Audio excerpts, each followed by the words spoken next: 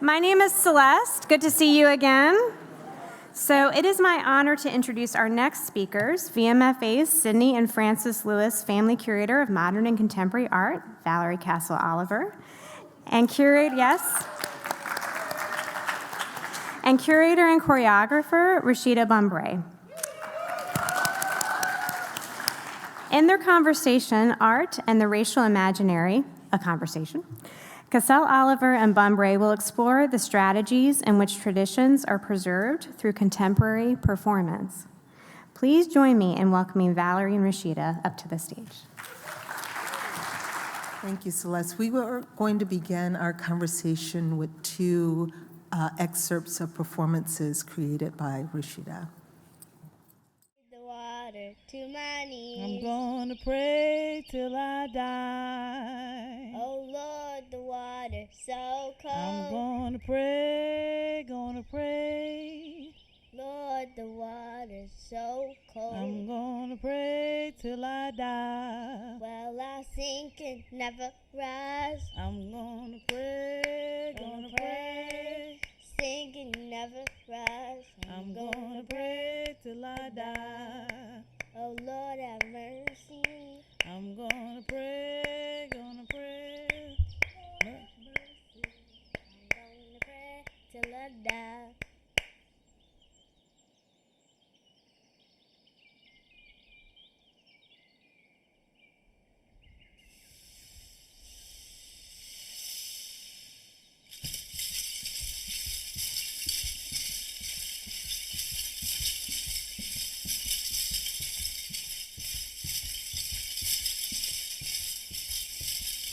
Run, Mary, run, oh Lord. Run, Martha, run, oh Lord. Tell Mary, run, I say. You got a right to the tree of life. Run, Mary, run, oh Lord. Run, Martha, run, oh Lord. Tell Mary, run, I say. You got a right to the tree of life. Little Mary, you got a right. You got a right to the tree of life. You got a right, you got a right. You got a right to the tree of life. I come to tell you, you got a right. You got a right to the tree of life. You got a right, you got a right. You got a right to the tree of life. You got a right, you got a right. You got a right to the tree of life. Run, Mary, run. Oh Lord. Run, Martha, run. Oh Lord. Tell Mary, run, I say. You got a right to the tree of life. You got a right, you got a right. You got a right to the tree of life. You got a right, you got a right. You got a right to the tree of life. Come to tell you, you got a right. You got a right to the tree of life. Little Mary, you got a right. You got a right to the tree of life. Got a right, you got a right. You got a right to the tree of life. You got a right, you got a right. You got a right to the tree of life. You got a right, you got a right. You got a right to the tree of life.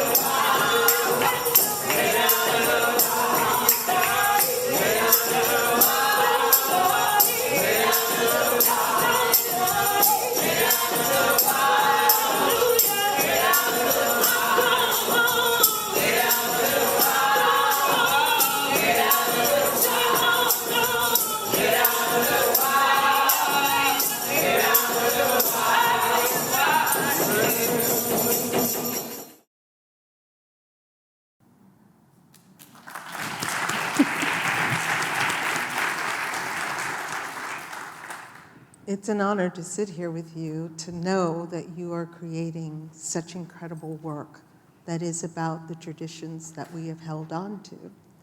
And it's so beautiful, the kind of confluence of conversations, which we knew would happen, but how beautifully Laurent set up our conversation when you talked about coming here with just our bodies, with the traditions that we were ripped away from, but that we held on to. We've talked so much about the landscape and what the land holds, but you have explored what the body holds and the traditions that have come just with our person. So can you talk about the body as archive, the body as a repository of tradition? Yes, but I first just want to express my deep honor in sitting here with you, Valerie. Your work is so important to me, and it's so important to our field. And I'm sure you all know what a blessing it is that you have her here. But I was so honored by this invitation, and also to be in the context of our masterful Dawoud Bey, who I always think about the very first time I met you. I was a curatorial assistant at the Studio Museum working with Lowry Stokes Sims, and I went to your opening in Chelsea of one of your shows, and as soon as I walked up to you, you said, "You must be Miles's sister. You have the same eyes."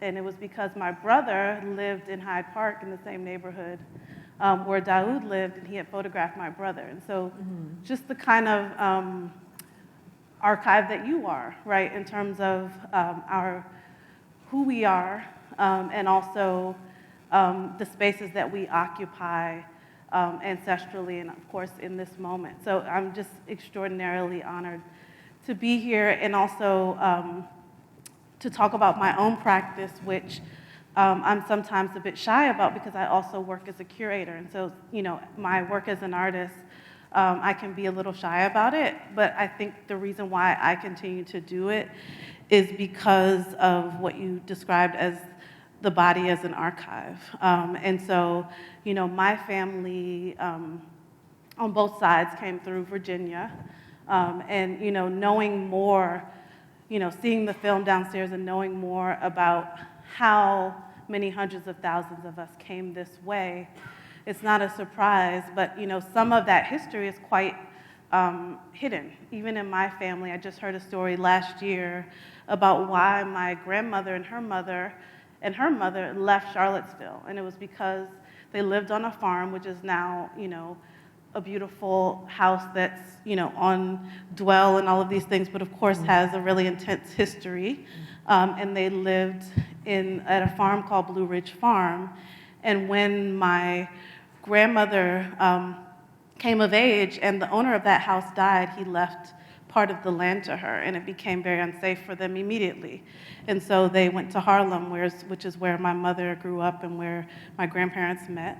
But, you know, these stories are often, you know, I'm 46 years old, and I just heard that story last year about, you know, why that sort of great migration happened. And so those memories are still encoded, right? They're still here. And I think that when, especially looking at the films downstairs and seeing the way that both Gaynell and Imani Uzuri were able to look at that gap that you described earlier about what happened in the earlier time and what happens when you're there making the work. I feel like the embodied practices are able to collapse that space.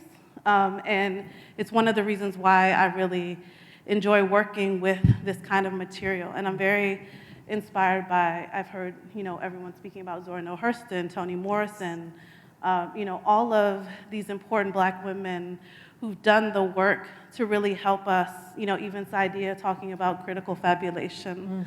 Saidiya Hartman, yes. Saidiya Hartman, and, you know, the work of how do we fill in that gap, right? How do we fill in that gap between what we know and what is only known inside? And I think that performance allows for that. It allows for that collapse, and it allows for, you know, really for us to contend with the realities of these things. And I'm really interested in the kind of rituals that we have access to that our ancestors created, and I always say they created them in a time that's not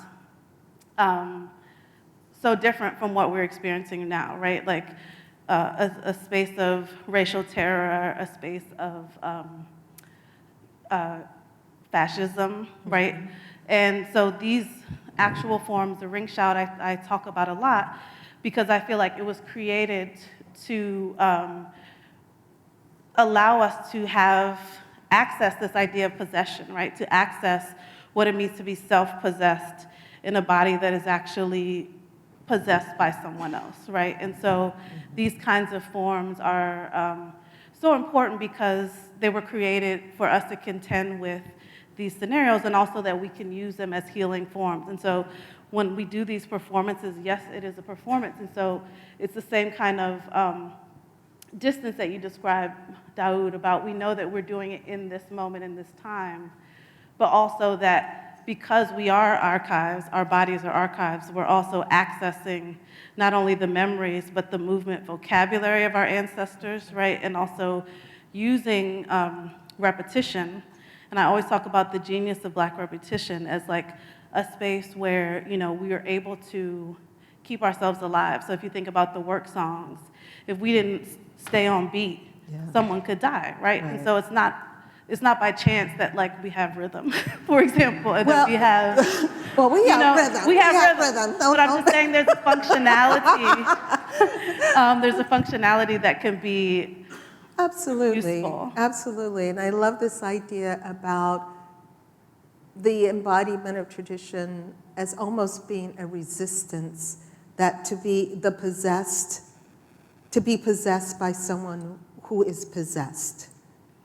You know, it's almost as if within these traditions we still are acting in a space of resistance by holding on to traditions that others would attempt to erase. And so the transformation of things that have come across the Atlantic, because so many of us were thrown in together from different cultures, different traditions, that those things became knitted together, became essential. This idea of the ring shout, the pounding, even when drums were outlawed, this notion of pounding. Laurent mentioned the sunufo, and I think about the rhythm pounders, that these are things that were also within the cultural realm, the realm of understanding within reach. So there is this sort of act of resistance, but it's also the space of, as you say, it's a space that kept us alive. We talk about the water and how water was both a pathway toward the horror, but it was also a space of sustenance. There's also a way in which traditions sustain us. There's a beautiful space in which your daughter's hair is being plaited and the rice is being embedded, and that is a tradition that comes out of Africa. Yes, I mean, I think with the ring shout specifically, you know, they talk about it as like one of the oldest Africanisms, right, found in the New World, in the Caribbean, in the US.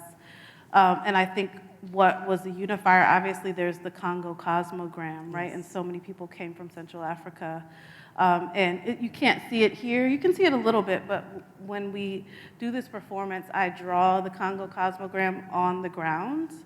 And Robert Ferris Thompson sort of talked about this idea of drawing, and he talked about as drawing and singing a point, that when you sing, the drawing is activated. And so that's one of the antecedents that are used in this performance, but also the idea of a collapse of people coming from so many places, right? So those who were Muslim and knew they would never make their pilgrimage, you know, the ring shout is done counterclockwise, which is the same way that you would walk around the Kaaba, for example.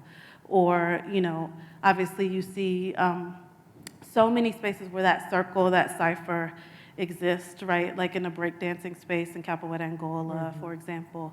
And so I was really searching at one point. You know, I went to Oberlin College and I worked with a woman named Adenike Sharpley who taught West African dance forms in the diaspora, and we saw Ballet Folklorico de Bahia, and we saw the Afro-Cuban groups from Matanzas, and I was like starting to almost out of desperation, wonder, like, where is our folklore? Like, where's our folkloric dance form?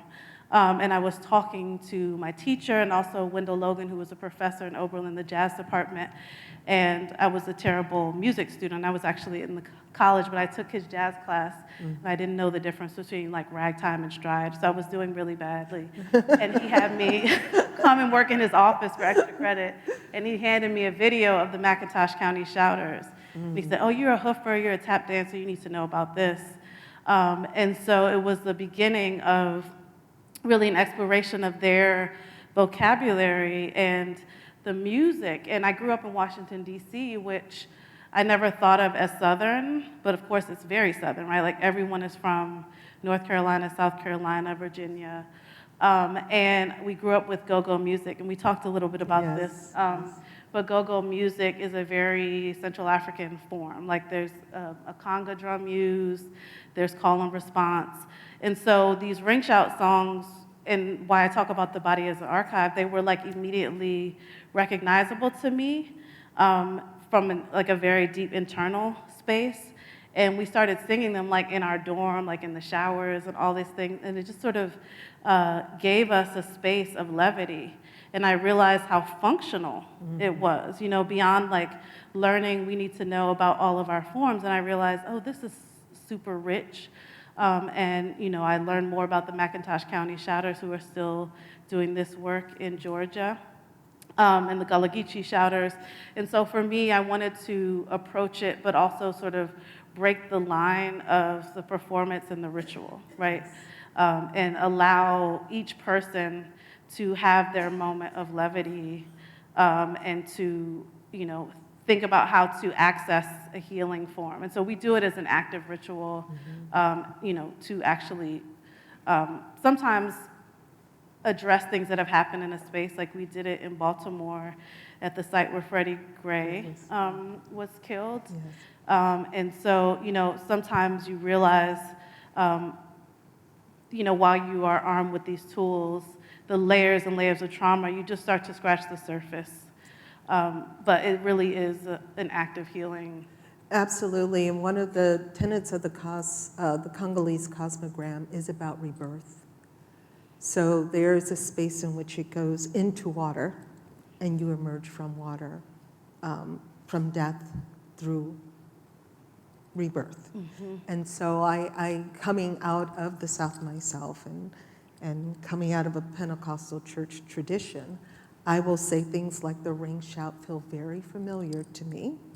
And it's interesting how things evolve and get embedded to the point where we don't even read the things that are happening around us as connected to these very long-standing traditions.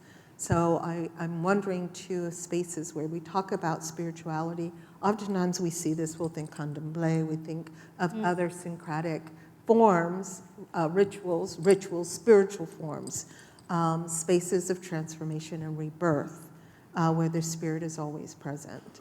But I think about these, and I think about how many of those areas are really embedded in our everyday movement. We talked about the body as really holding on, as you said, that knowledge, that kind of instant awareness that something is a part of you. Even from the sound of a rhythm or a drum. So I'm thinking about how these things also occur, not only within the theater and the realm of performance, but also in the everyday. No, absolutely. And I think you mentioned the braiding of the hair in that piece, which is called Braiding and Singing a Point. And there are multiple versions of that. One version was done at the Metropolitan Museum of Art in the African Art Gallery, because I was thinking about this idea of restitution of African cultural heritage, and you know what it meant, sort of the metaphor of what it means for these objects to be divorced from their context, right? And is there a way that we can speak to them like at a vibrational frequency, perhaps? And so we did a performance where we sang to each object, we left flowers, and then we did this ritual of the braiding, which, you know, was really done when people were either escaping into like a Marronage community or perhaps for the Middle Passage as well. And so there's this idea I heard Kamal Brathwaite talking about, this idea of the length that enslavement went on, 400 years. So at some point, perhaps the shock of people snatching us was replaced with strategy. How do we prepare you for something like this? And this idea of putting seeds or rice so that you had sustenance. And we were joking that that's like the first protective hairstyle, right? That it was like a preparation Right. for something awful, It was a right? strategy. It was a strategy, Yes. right? It was a strategy in the way that Black women specifically have been able to put these kind of strategies of care onto each other, right? In the midst of racial terror, horror, et cetera. And I was really interested in working with my daughter specifically, just because, she's always been a witness to everything. So even in that ring shout performance, she was one. When we did that at the Whitney with Jason Moran and Alicia Hall Moran. And in the original recording, you hear her start to cry at a certain point. And, anytime we would practice, she would cry at that same moment, and so I realized she's not just a witness here, she's a participant. And so what does it mean to consider the chain of transmission that I'm hoping to continue with this work, right? Because I think the function of doing this work is not so that I can do it until I'm an old person, which hopefully I will, but also so that these traditions are not locked into a time and a space, because they're functional now. So I wanted my daughter to participate in this, and we shot this during, at the center of the pandemic, and this was in Prospect Park, which I think it could be anywhere. But, and Brielle, who's the person braiding her hair, has always braided her hair since she was 5 years old. And so my daughter was just so happy and excited.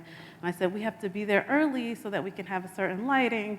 And she woke up at 3:30. And so, she was more, and what I realized is that it's important to her too. Absolutely. And how do I include her in that process so that she's also learning and also contributing as well. Well, you talk about her bearing witness, and the fact that this is in Prospect Park is so amazing, because my mind was immediately transported to the South, and we'll talk about the architecture of plantations and how certain traditions are retained. But what was very moving to me about that particular excerpt, and to hear her singing the call and response that's there, but then also understanding that this is a child being prepared for fugitivity, for the journey that will come. And the lyrics about I'm afraid of the deep, afraid of being swallowed. And then that image of Lake Erie, because that is what stood if you were taking that path along the Underground Railroad between you and freedom. After all of the things that you had to get through to get there, you had this expanse of water that you still had to cross. And let's face it, a lot of people did not get across. So the fear that I'm afraid of the deep, and Laurinette made mention of that song, Deep River, that has so many overtones to it. The fact that her voice cracked, in that, it immediately evoked that for me. But I also want to talk about how these traditions were passed down, this chain of transmission, if you will, in plain sight, and how the architecture of plantations really aided into that. Well, I think about the Mani Uzuri, and she always speaks about the hush arbor, which is, that secret space between the trees, far enough away from oversight, where we could practice these rituals, practice these songs, and, have this kind of watch night where you would shout all night. And it's really important to think about how we created intimate spaces, right, in a space where we were always being watched, Right. and how we created this idea of hidden in plain sight. And I think, a lot about the quotes, right, from G's Ben, et cetera, and all of the codes that were sewn in, braided in, sung into us. And so, it's really even this idea of wading the water. I think those words, like those double entendre songs, we could think about it for a baptism, right? But we can also think about it, as you said, in a strategy towards our fugitivity. And so I think it's just so endless, like the things that our ancestors created, the songs that they created, the rituals that they created, the dances, the forms are really endless. And I think a lot about Kamal Brathwaite, who was my professor at NYU, and he talked about his theory about magical realism, which went beyond this concept of Latin American literature, but really to think about the forms that we created as an alternative to insanity, right? To contend with the horror. He talked about the circle, like bringing that kind of cosmology from Africa of the circle to the horror of the plantation, which is that square. And so, finding spaces for that circle, like in the hush arbor, or in a shout house where they push all the chairs back. And so it's no longer a square, there's a circle happening. And so that's sort of the, I would say, the layers that are in between the spaces that we are having to contend with is all of the new architecture that we created, right? To, as a way to not only confront this, but to float above it or fly. Fly. And right? transform, transcend. And transcend. Right, because within that square, the circle exists, the circle of continuity. And again, the sort of transmission of traditions that get handed down from generation to generation to generation. Even though we are always cognizant of the source, we do know that it comes because my grandmother, even though we didn't know our grandmother's grandmother. So there is that kind of continuation. And that is such a hallmark of your work. We're just seeing a little bit of it, but this continues with your work. So what are you practicing now? What are you engaged in at this moment? Well, I was thinking about the chain of transmission to my daughter, but I also was thinking about my mother, who, as I said, grew up in Harlem with her grandmother, who was from Charlottesville. And my mother always told us these stories, which we thought were very normal until we got older, about her sisters flying. Yes. And, within Toni Morrison and Song of Solomon and so many, and Faith Ringgold, we hear about Black people flying, right? And Igbo landing and all of these things. But my mother told a story about how she looked out the window and they lived on 110th Street between 5th and Lenox, if you know Harlem. And they lived on the ground floor, so there are bars on the window. She looked out and saw her sister floating outside the window. Her sister came in through the bars and went back into her body. And my mother said she was so afraid. She was the youngest of 7. She was terrified, so she went back to sleep. She said, this is a nightmare. This must be a dream. And when she woke up, her sister was scolding her. Don't ever do that. Don't ever watch me. You could mess this up.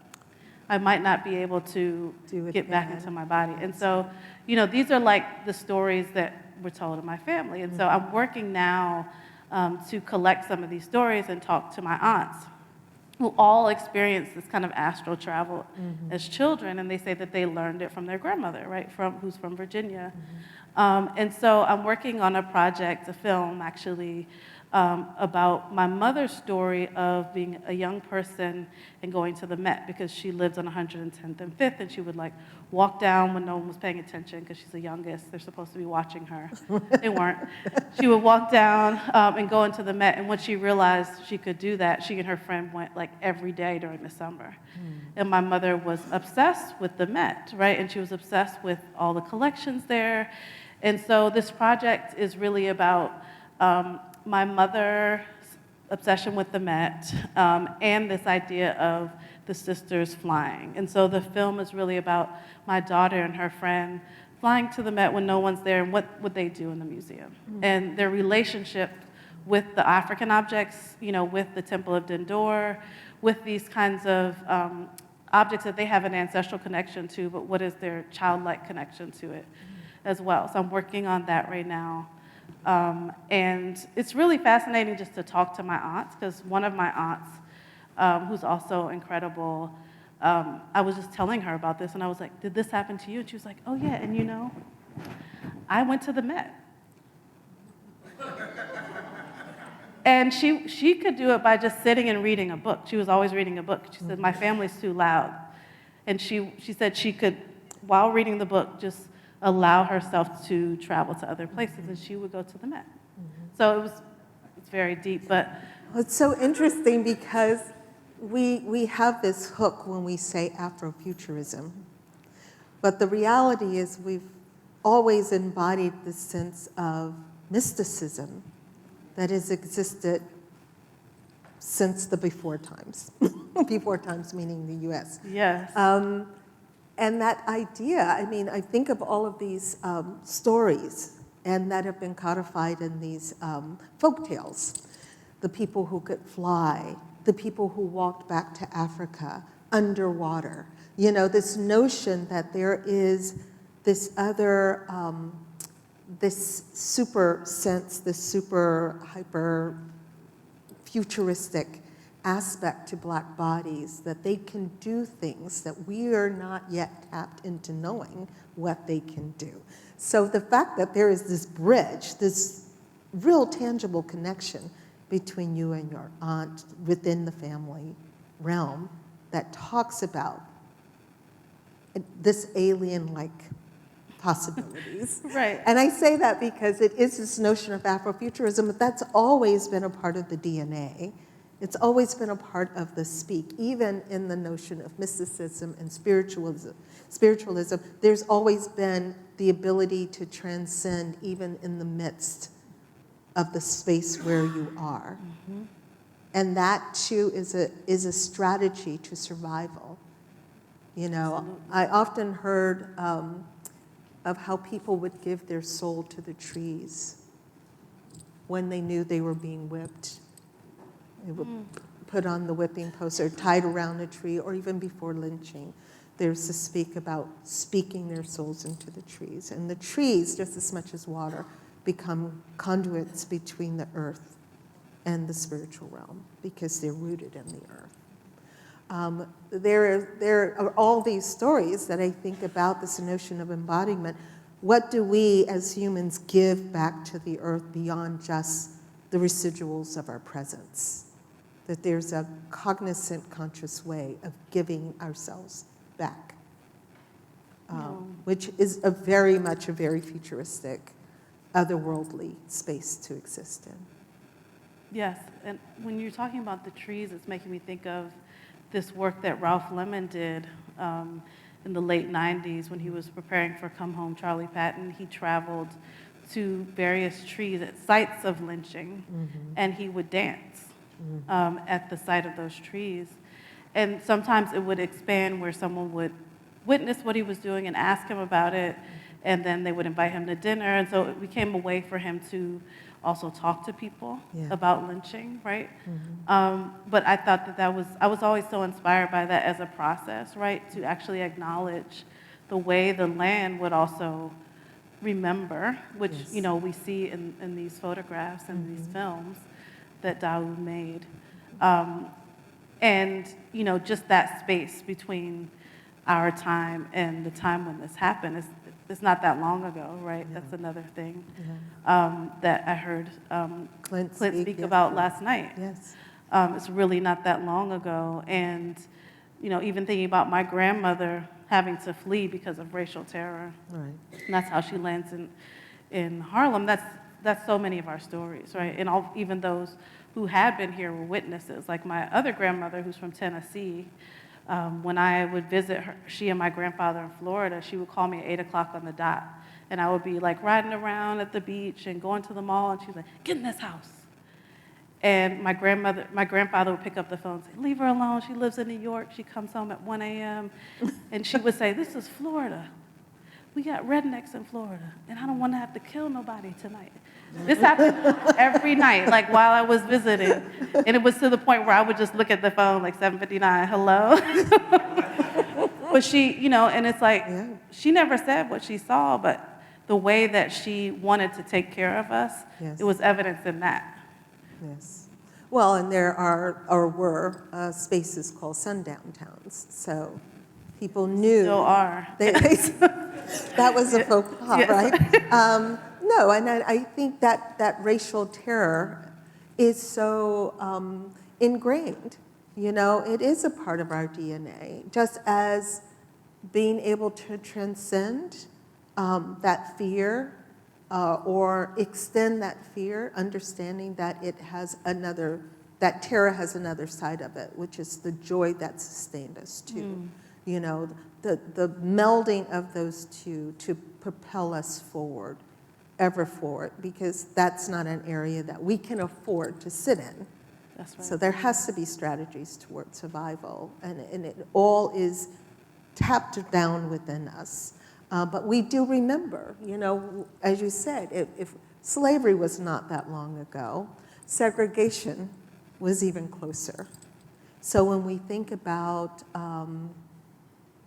why certain members of our family who may be older have memories of spaces, there's the saying that space forgets you, but space doesn't forget you. It doesn't forget. Space is a holder of time as well as all of the things that have passed through there. So I don't believe that space forgets you. But we never forget how space welcomes or repels us. Like that is something that is embedded. And I remember Trenton Doyle Hancock talking about a space in Paris, Texas. It was a fairground, which is where a man was lynched. And even though his parents and grandparents understood and knew this story, it was not something that they told him about. There's not something they talked to him about. But for whatever reason, whenever he would go near that space, there was a tremendous amount of dis-ease in him. So much to the point where he wondered why. And maybe it was something that was around the energy of the people who were with him, but it was a dis-ease that he himself said embodied, that was embodied within him. He felt, this feels a very odd place to be for me. And finally he asked, why is it you guys don't go to this place? I go there, but it feels odd, but why don't you go there? And when it was shared with him what transpired, then he could not make sense of things because they were not shared. So I feel that oftentimes there's so many spaces where we don't share, as you were saying, even about your parents, your mother and your aunt, that there were certain things that they didn't want to talk about. We feel it instinctively, but there are so many things, the trauma, the terror that people experience, which is why they were forced out of the South rather than simply migrated. These are the narratives that we don't hear, but that we carry with us. I was reading that Baldwin quote about history is what we carry with us too. And when my grandmother died, they buried her in Charlottesville, and my mother told us how she was terrified to come to the funeral because what had happened to the 4 little girls. And my mother was 10 years old at that time. And so she said she kind of held her breath for the whole trip because she felt safe in New York, but her idea of the South was only connected to terror. Right. And now that I know more about how her mom and her grandmother left, I can understand that.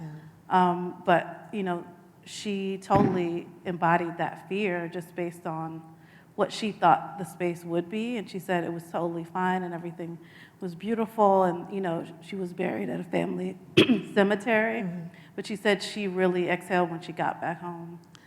And when you talk about the spaces where we don't know that something happened, but we know that something happened, I think I was telling you the story about being at Oberlin, and our professor, Johnny Coleman, who was actually the first person to show me Dawoud Bey's work in college, he asked us to make these projects, and we could do them all around campus. and we were collaborating. And my friend Ty, who's very like spiritually brave, she has this personality. She wanted to do a performance in this barn. And she said, I saw this barn, it's behind Jewish House, which is a program house dorm. And she said, let's go look at it. And so we walked there, and as we were walking towards the barn, my body started to make me walk backwards. And I said, Ty, I don't think we should do it here. And she was like, no, we have to do it here. And she like walked up and started shaking the 2x4 on the door. We have to do the performance. I know there's something we need to do here. She called campus security, and they came and they said, you don't know what happened here? And we said, no. And he said, oh, this house, the dorm, belonged to an abolitionist family living here in Oberlin. And the husband was killed in the field, and his wife went mad. That's how he described it. She killed everyone who lived in this house, including formerly enslaved people who worked there and all the animals in this barn. And the fact that that happened on that campus, of course they're not going to talk about it, but it was just really intense to me how much history is alive, right? Like how much the tenor of that space did not shift, at least to my body. My body walked backwards. And the ways, I mean, Saidiya Hartman said, I live in the time of slavery because I live in the future created by it. And that always stays with me because I feel like even though we talk about there's no monuments, there's no markers of all the things that have happened, that body archive recognizes it. And so we are alerted of that we're walking through all of this space where, you know, all of these things have happened, the terror, right, and the way that we contend with it. Thank you, Valerie. Thank you, Rashida. Thank you so much. Thank you so much.